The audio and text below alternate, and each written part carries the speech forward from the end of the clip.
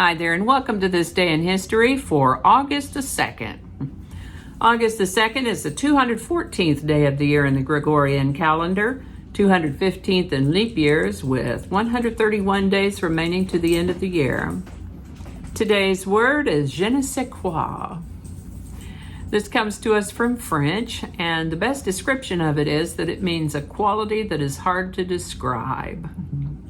The literal translation of the phrase je ne sais quoi means I do not know what. Je ne sais quoi. Kind of fun to say. I'd like to take a moment to mention that links to my research are included in the show notes. I ask you to go ahead and click that like button. Consider subscribing if you haven't already. Feel free to share this video with others. You can do that with the link in your email, messaging, or social media. And be sure to let me know what you think in the comment section. And with that, we're going to start with the year 216 BC, when the Carthaginian army led by Hannibal defeated a numerically superior Roman army at the Battle of Cannae.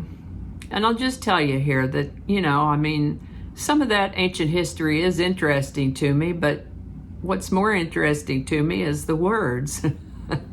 Carthaginian, for example. Carthaginians were from Carthage, and not the one in Missouri, but the one over in North Africa. It's right on the Mediterranean Ocean there in modern-day Tunisia. Carthage. I don't think Carthage is over there anymore, but Tunisia is. On August 2nd, 1274, Edward I of England returned from the Ninth Crusade. By the way, he was crowned king 17 days later. I don't know if we'll mention that then or not. We'll see. August the 2nd, 1610, Henry Hudson was looking for Northwest Passage. He was looking for a way from the Atlantic to the Pacific across the waterways up north, and sailed into what is now known as Hudson Bay. The signing of the United States Declaration of Independence took place on August 2nd, 1776. The first United States Census was conducted on August 2nd, 1790. Now, I don't know if that means that it's the day they set it off or the day that everything came back, because it takes more than one day to count everybody. But that's what it says. Tower Subway, the world's first underground railway, opened in London, England on August 2nd, 1870. And I find it funny that it's underground, but they call it tower, so it must originate or end somewhere near a tower. I didn't look that up either. This is the birthday of Jack Warner, born August 2nd, 1892. He was a production manager, a producer, and co-founder of Warner Brothers. He lived to the age of 86. On August 2nd, 1873, the Clay Street Hill Railroad began operating the first cable car in San Francisco's famous cable car system. This is the birthday of American actress Myrna Loy, born August 2nd, 1905. She lived to the age of 88. German occupation of Luxembourg during World War I began on August 2nd, 1914. Yeah, that's right. On August 2nd, 1923, Vice President Calvin Coolidge became U.S. President upon the death of President Warren G. Harding. This is the birthday of actor, director, producer, and screenwriter Carrol O'Connor, born August 2nd, 1924. He has quite a filmography, but he's perhaps most easily recognizable as Archie Bunker from the TV show All in the Family. What a pill. He lived to the age of 76. Now, yesterday on August 1st of 1934, Adolf Hitler received word that Paul von Hindenburg, the president of Germany, was on his deathbed. Never one to miss an opportunity on his climb to power, he had the cabinet pass the law concerning the highest state office of the Reich, which stipulated that upon Hindenburg's death, the office of president would remain vacant, and that Hitler would then be titled leader and chancellor of the Reich. And so it is that on this day, August the 2nd, 1934, Paul von Hindenburg died at the age of 86 from lung cancer.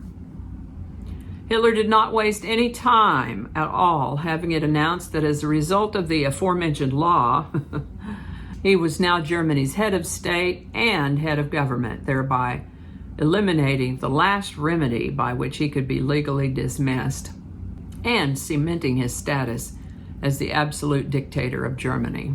Kind of how Hitler sold this to the public was to say that the presidency was inseparably united with Hindenburg and that it would not be appropriate for the title ever to be used again. The Marijuana Tax Act of 1937 was passed in America on August 2nd, 1937, in order to render marijuana and all its byproducts illegal. Now, Treblinka was one of the deadliest Nazi death camps of World War II. Approximately 900,000 people were murdered there in less than 18 months. And on August 2nd, 1943, Jewish prisoners staged a revolt at Treblinka. This is the birthday of American radio host and author Dennis Prager, born August 2nd, 1948. Mr. Prager turned 72 in 2020. And that's all I have for you today. Thank you so much for watching. I hope you learned something you didn't know before. I know I sure did. I always do.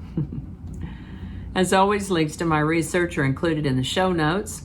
Give it a like if you enjoyed this video. Consider subscribing if you haven't already. Feel free to share with others with the link in your email, messaging, or social media. And let me know your thoughts in the comment section.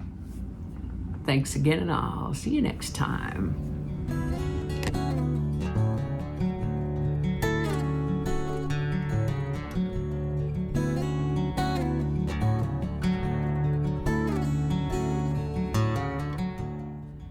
Is that right? Pretty sure that's right. That's what it said. Thank you for reminding me.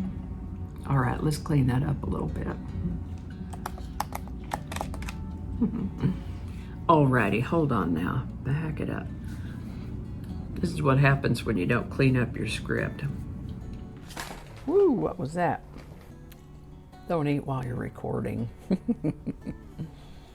Never eat anything bigger than your head. Signed the It's a mouthful. I don't know how all that's going to go together, or if it's even going to make it to the video. We'll just see. That's not going to go.